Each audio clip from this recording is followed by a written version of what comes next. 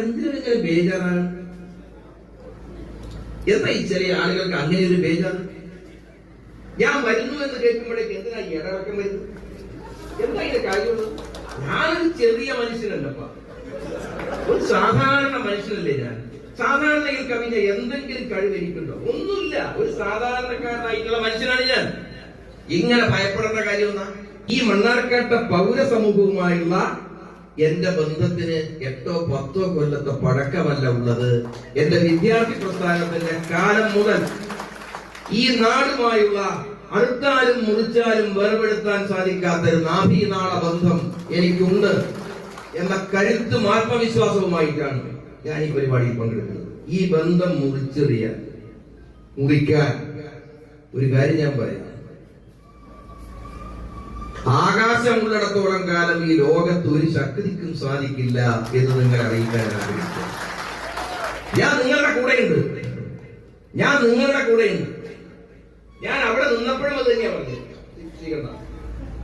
ഷൊർണൂർ മത്സരിക്കുമ്പോഴും ഞാൻ ഒറ്റക്കാരിയെ പറഞ്ഞുള്ളൂ, ഞാൻ നിങ്ങളുടെ കൂടെ ഉണ്ടാവുന്നതാണ്.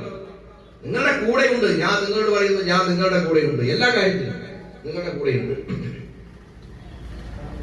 ഇനി തെറ്റിദ്ധരിക്കരുത്. ഇവിടെ മത്സരിക്കുന്നതല്ല, ഞാൻ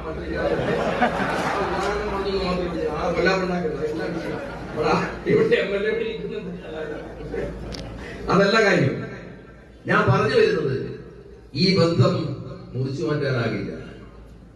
ആ ബന്ധം ഉള്ളിടത്തോളം കാലം ഇവിടെയുള്ള ഇന്നലകളിൽ എന്ന പോലെ ഇന്നും വരാൻ പോകുന്ന നാളുകളിലും എന്റെ സജീവമായ സാന്നിധ്യം മണ്ണാർക്കാടിന്റെ സാമൂഹ്യ, രാഷ്ട്രീയ, സാംസ്കാരിക മേഖലകളിൽ ഉണ്ടാകും.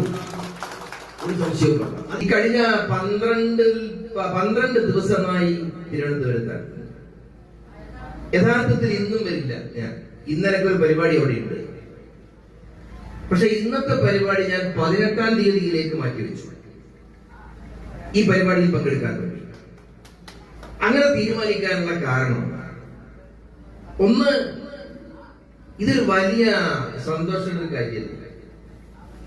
ഇതിനകത്തൊക്കെ എന്ത് രാഷ്ട്രീയത, ഇതിനകത്തൊക്കെ എന്ത് വിരോധമുള്ളത്? നമ്മുടെ നാടിന് വേണ്ടി ചെയ്യുന്ന ഒരു കാര്യമില്ല, ജനങ്ങൾക്ക് വേണ്ടിയല്ല.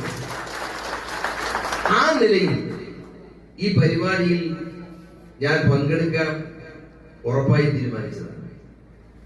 പിന്നെ എന്നെ ക്ഷണിച്ചത്, ആദ്യം ക്ഷണിച്ചത് ഇവിടുത്തെ മുനിസിപ്പൽ ചെയർമാൻ, എന്റെ പ്രിയപ്പെട്ട സ്നേഹിതൻ ബഷീറാണ്. ബഷീർ എന്നെ വിളിച്ചു. ബഷീറിനോട് ഞാൻ പറഞ്ഞു, ഞാൻ വരും. ബഷീറിന് എന്നിട്ടും സംശയം തീർന്നിട്ട്